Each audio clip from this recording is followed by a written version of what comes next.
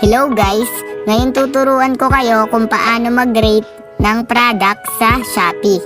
Una, pumunta ng Shopee app. Then, ayan, kapag nandito na tayo sa Shopee app, mababasa niyo yung Me. Doon sa parteng kababaan, katabi siya ng notification. Then kapag nabasa niyo na, pindutin niyo lang yung Me. Nasa parteng kaduluhan siya. Ayan, pindutin lang natin yung Me.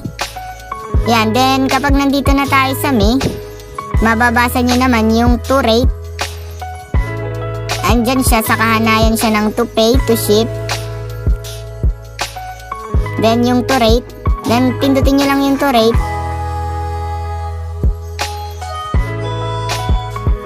Then ayan, kapag nandito na tayo sa to rate, then ayan, ito yung mga binili nyo na product na hindi nyo pa nare-rate.